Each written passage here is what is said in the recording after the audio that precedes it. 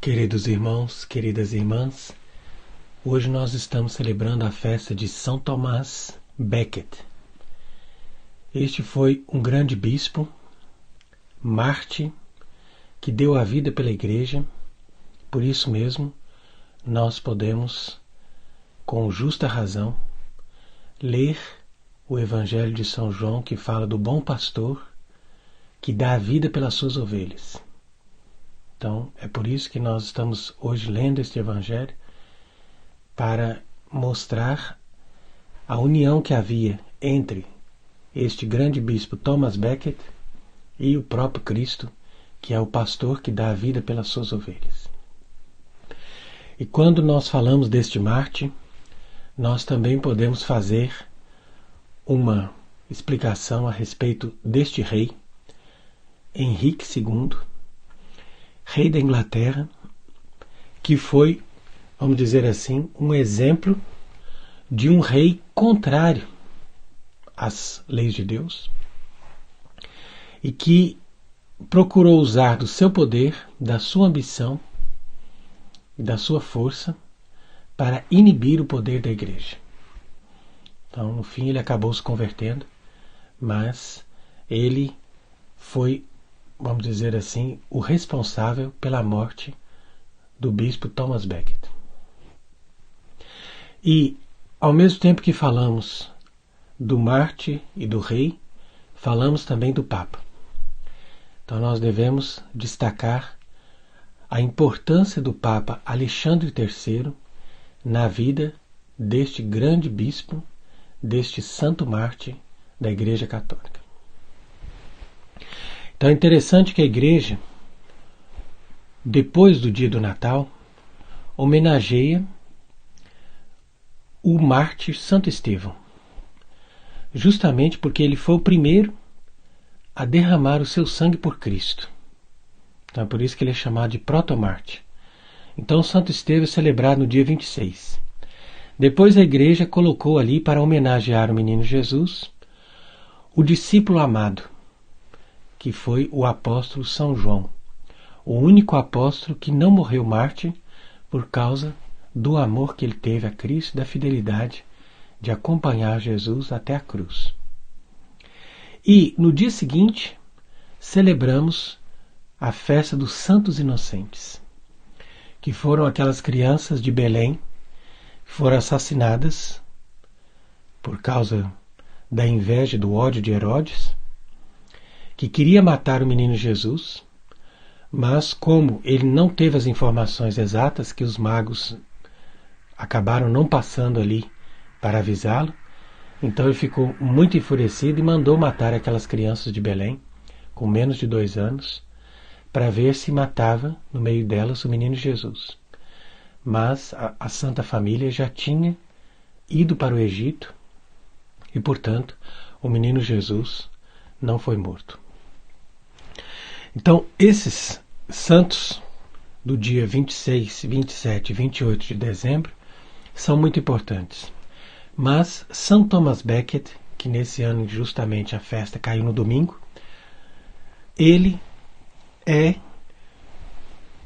vamos dizer assim, um exemplo de um bispo católico que defendeu a Igreja.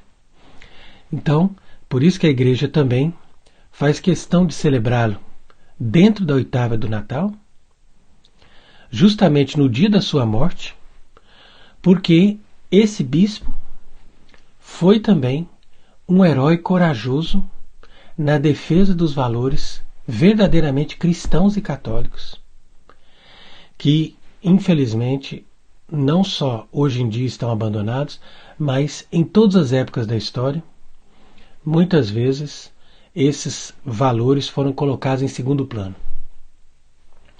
Então, Deus suscitou esses santos para nos levar novamente ao sentido correto do Evangelho e da Palavra de Deus. Então há muitas pessoas que dizem, não, porque eu valorizo a Bíblia, porque para mim eu só acredito na Bíblia, mas a Bíblia nos indica a Igreja. E se nós acreditamos realmente na Bíblia, nós devemos também acreditar na Igreja. E a Igreja de Cristo, ela é alicerçada sobre Pedro. Pedro é o primeiro Papa. E Cristo diz: sobre esta pedra edificarei a minha igreja. Então não é possível um verdadeiro santo se essa pessoa não teve uma honra e uma referência de total obediência ao Papa. E esse foi o caso de Thomas Becket. Na época de Thomas Becket, nós tivemos o grande Papa Alexandre III. Então, antes de falarmos também do Papa Alexandre III, nós podemos dizer que existem na Igreja, entre os verdadeiros papas, 3 tipos de papas.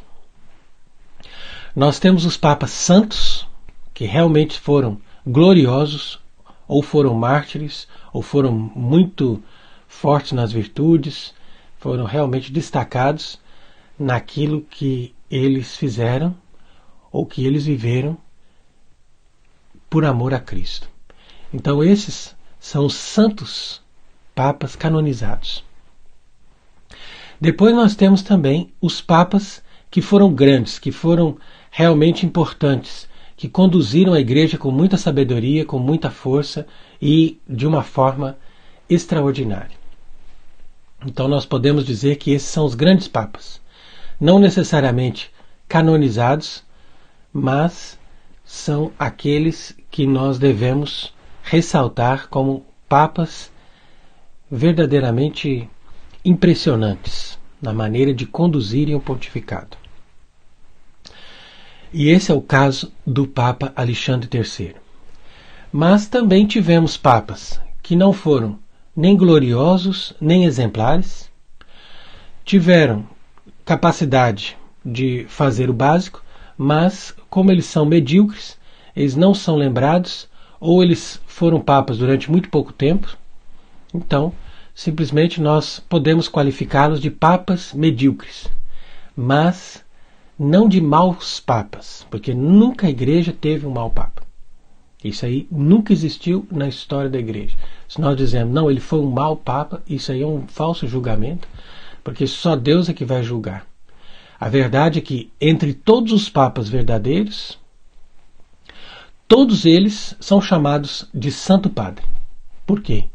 Porque mesmo que eles sejam medíocres ou pouco virtuosos, eles são a própria representação de Cristo, por isso eles são chamados de vigários de Cristo, e eles são sempre infalíveis no seu ensino, e eles nos confirmam na fé.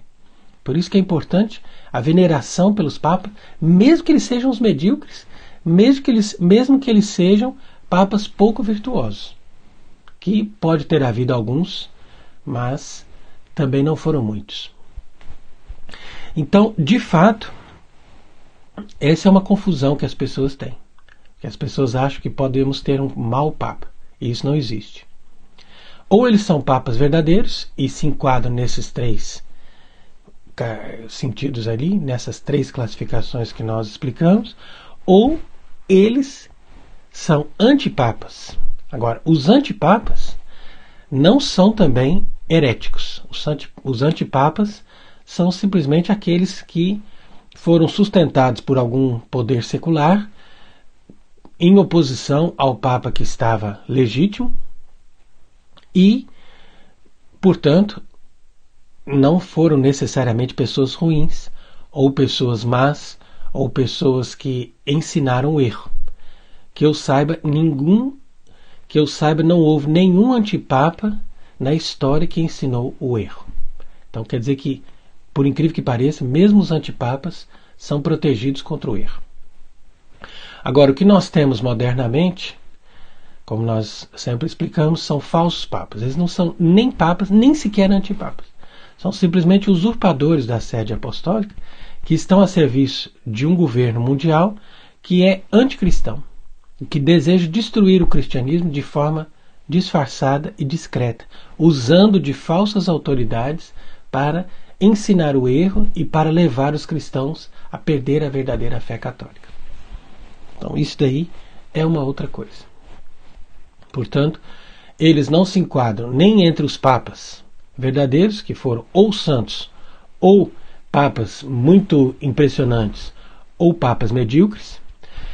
Eles também não são antipapas, mas são simplesmente usurpadores, quer dizer, alguém que se apresenta como Papa, mas na verdade está ali para roubar e para matar, como diz no Evangelho de São João, capítulo 10. Então, quando nós falamos de Thomas Becket, nós estamos falando de uma história muito bonita que aconteceu no século XII, quando a Igreja estava no seu auge, o tempo mais glorioso da Idade Média, mas também nós vimos, nessa época da história, grandes problemas, grandes dificuldades, grandes sofrimentos. Então nós não podemos falar de um paraíso na Terra, mas nós estamos ali enfrentando também situações difíceis. Então o pai de Tomás se chamava Gilberto. Ele era um cavaleiro, ele tinha ido nas cruzadas, e lá nas cruzadas uma moça muçulmana veio até ele e disse para ele: olha, eu quero me converter, eu quero me tornar cristã, e se você me ajudar, eu posso me casar com você.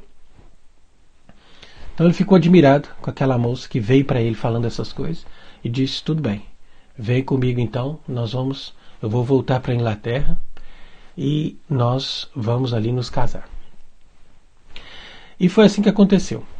Ele era de fato esse cavaleiro normando que tinha ido lutar nas cruzadas, um homem muito cristão, muito fervoroso, mas ele morava na Inglaterra porque ele estava a serviço do arcebispo de Canterbury. E esse arcebispo, chamado Teobaldo, era um homem de grandes qualidades, um homem extremamente culto, sábio e de grande inteligência e de grande sabedoria no governo da Igreja. Então, o arcebispo casou o Gilberto com essa moça, deu para ela o nome de Matilde, e ela então ficou ali também junto com seu marido a serviço da diocese e da igreja. E eles tiveram um filho que nasceu em Londres, que se chamou Tomás.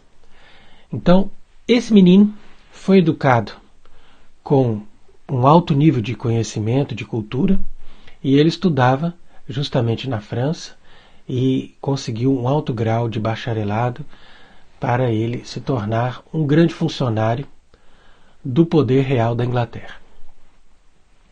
No entanto, quando ele tinha 25 anos, morreu o seu pai e depois morreu também a mãe. E ele voltou para a Inglaterra muito afetado com essa situação, e ele foi acolhido pelo arcebispo, que o colocou ali também a seu serviço. Então, no começo, Tomás hesitou um pouco, porque ele não tinha nenhuma ideia ou nenhum desejo de entrar para a vida religiosa ou para a vida clerical. Mas, por influência desse arcebispo Teobaldo, ele acabou então aceitando se tornar um subdiácono e se colocou a serviço não só da igreja, mas também do Estado, porque na época o arcebispo de Canterbury era o chanceler do rei. Quando morreu Teobaldo, então ele mesmo, o arcebispo, tinha deixado ali como testamento que ele queria que Tomás fosse o seu sucessor na sede de Canterbury. E o rei da Inglaterra, que já era amigo de Tomás, aceitou com muito gosto essa nomeação e o nomeou chanceler no lugar de Teobaldo. Então quer dizer que ele assumiu o cargo de chanceler, que era o primeiro mais importante cargo da Inglaterra, no sentido civil e político, e ao mesmo tempo o cargo de arcebispo. Então ele foi ordenado padre, porque ele ainda não era padre, e depois em seguida foi sagrado bispo para ocupar esta sede episcopal mais importante da Inglaterra. Inclusive, no dia da sua sagração episcopal, veio ali um bispo para lhe dar o sacramento da ordem, e esse bispo fez o interrogatório que tem no início do procedimento da sagração e fez uma pergunta que não consta no rito. Mas ele perguntou e o Tomás respondeu. Então ele disse: Tomás, você está disposto não só a servir o rei da terra, mas até mesmo negar o rei da terra, se for necessário, por amor do rei do céu? Então Tomás respondeu: sim, eu, em primeiro lugar, estou a serviço do rei do céu. E depois, se o rei da terra obedece o rei do céu, eu estarei a seu serviço também. Então quer dizer que foi uma pergunta profética, porque ninguém sabia até naquela ocasião o que se passaria nos anos seguintes da sua vida. Então veja que Tomás tinha apenas 25 anos quando ele começou a trabalhar para o arcebispo Teobaldo, e ele, com apenas 40 anos, se colocou como arcebispo de Canterbury e chanceler do rei Henrique II. Esse rei adquiriu uma grande amizade com Thomas Becket. E Thomas Becket continuou vivendo durante algum tempo como ele vivia antes, de uma forma meio mundana. Era um homem virtuoso, mas que tinha costumes como as pessoas políticas, como as pessoas da corte, apesar de que ele não se deixou se corromper, mas ele, podemos dizer, que vivia uma vida de luxo, e de comodismos, e de grandes banquetes, de grande fartura. No entanto, pouco depois que ele assumiu a arquidiocese, ele começou a experimentar uma misteriosa conversão profunda. E ele se tornou, em primeiro lugar, um homem muito caridoso. E ele fazia questão de promover diariamente um almoço para os pobres. Então ele colocava uma orquestra para tocar e chamava todos os pobres para comer gratuitamente com as despesas da arquidiocese. Então isso é a verdadeira caridade que a gente pensa que não existia na Idade Média e que as pessoas proclamam hoje em dia, mas eu nunca vi um bispo fazer isso hoje em dia, sendo que na Idade Média nós vemos esse cenário maravilhoso. Imagine uma orquestra tocando todos os dias, às custas do arcebispo, com um grande salão aberto para os pobres virem comer à vontade, gratuitamente. E além disso, ele fazia grandes caridades e ajudava as pessoas, e era muito amado pelas pessoas. No entanto, em vista desse processo de conversão, o arcebispo Thomas Becket cada dia procurava viver costumes mais austeros e começou a evitar a mesa do rei, e começou a evitar certas conversas, começou a evitar certas regalias e certos privilégios para viver de uma forma mais radical o Evangelho. E chegou o momento em que ele pediu demissão do cargo de chanceler para se dedicar melhor ao seu episcopado. E ele alegou ao rei que ele não tinha condição, não tinha tempo de se dedicar à política e ao mesmo tempo dedicar-se ao cargo importante que ele exercia na religião. Então o rei, que normalmente era um homem muito colérico, muito difícil de lidar, se sentiu um pouco molestado, mas aceitou a decisão de Tomás e continuaram amigos. Mas a coisa foi se apertando um pouco tempo depois, quando o rei começou a querer julgar os padres. E, claro, não era simplesmente uma questão civil, mas era uma questão religiosa. E o rei queria entrar dentro dessas questões religiosas e ele mesmo queria condenar ali 2 padres que tinham feito tais ou tais coisas. E o arcebispo interveio e disse: não, você lida com as coisas da igreja, mas você não pode interferir no poder da igreja. Então nós estamos, porque nós estamos falando da Idade Média, onde o Estado e a igreja estavam unidos. E assim acontece na civilização cristã, quer dizer que eles trabalham juntos. Mas o rei, que é o chefe de Estado, ele não pode interferir nos assuntos da igreja. Quando ele entra ali querendo interferir nos assuntos da igreja, então ele tem que ser repreendido. E foi isso que aconteceu muitas vezes. E, no entanto, o rei não aceitou e começou a fazer uma certa oposição e uma perseguição ao arcebispo. E, de fato, esse rei, Henrique II Plantagenet, era um homem de um temperamento muito difícil. E ele ficava num estado de cólera, muitas vezes, que ele rolava no chão gritando de tanto ódio e de tanta raiva que ele tinha quando alguém fazia alguma coisa que lhe contrariava. Então aqui nós podemos imaginar o nível de perturbação espiritual e de fluxo de problema mesmo de ordem moral, afetiva que havia nesse rei. E de fato, quando nós nos deparamos com uma pessoa assim, a pessoa pode te amar muito e no dia seguinte te odiar muito. E foi isso que aconteceu no coração de Henrique II em relação a Thomas Becket. Porque quando o bispo começou a bloquear essas intervenções do rei perante o clero, então o rei ficou muito irritado com isso. E chegou a um ponto que o arcebispo então disse: eu darei a vida para defender o mínimo clérigo aqui na Inglaterra. E eu não admito que o rei venha se interferir e venha se imiscuir nos negócios que pertencem à igreja, que compete à igreja julgar. Então foi ali que começou essa dissensão e a perseguição foi aumentando até o ponto de que Thomas Becket teve que partir para a França.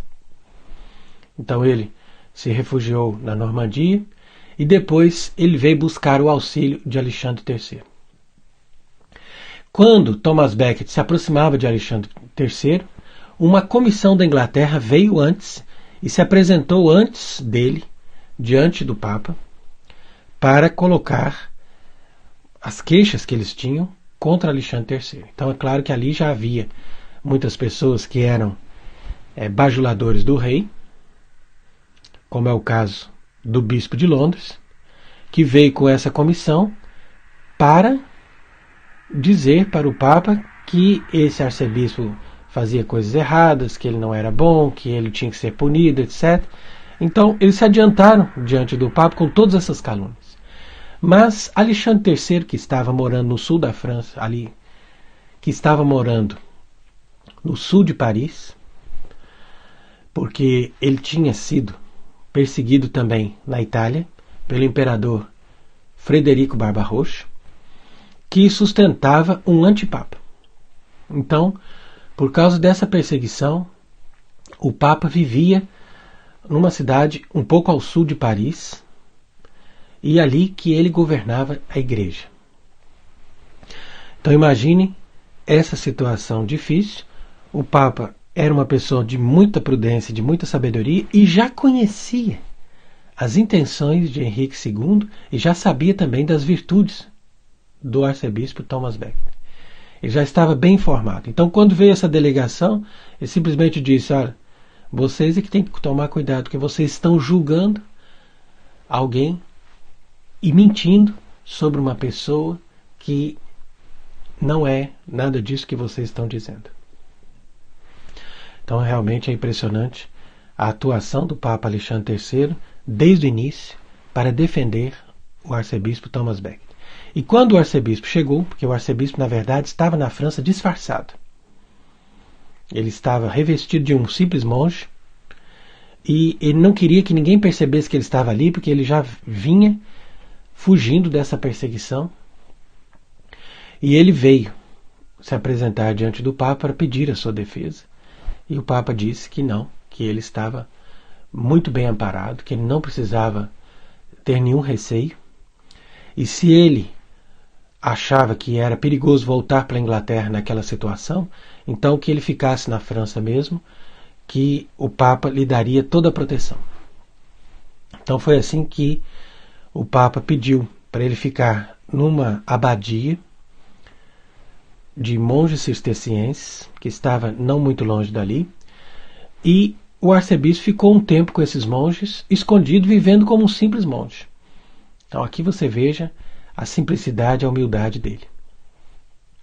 Aconteceu, porém, que eles vieram, esses monges, fazerem uma peregrinação para um santuário de Santa Maria Madalena.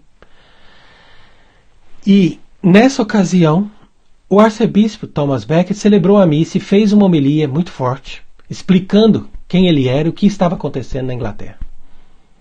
E ainda por cima, excomungando vários personagens importantes do reino ali da Inglaterra e ameaçando o rei Henrique II de ser excomungado se ele não se convertesse. Então essa homilia se difundiu no mundo inteiro. Quando isso chegou nos ouvidos do rei Henrique II, ele ficou furioso, ficou irritadíssimo e começou a implementar e começou a fazer uma perseguição ainda mais forte. De tal maneira que ele ameaçou até mesmo os monges daquela abadia, de que se eles mantivessem o arcebispo com eles, que ele iria tomar várias propriedades dos cistercienses que estavam no reino pertencente à Inglaterra. Então o arcebispo teve que partir, foi se refugiar em outra abadia, mais escondido, e a perseguição continuava. No entanto, o rei da França promoveu uma reconciliação um tempo depois e chamou os dois ali na presença dele, tanto Henrique II como o arcebispo Thomas Becket.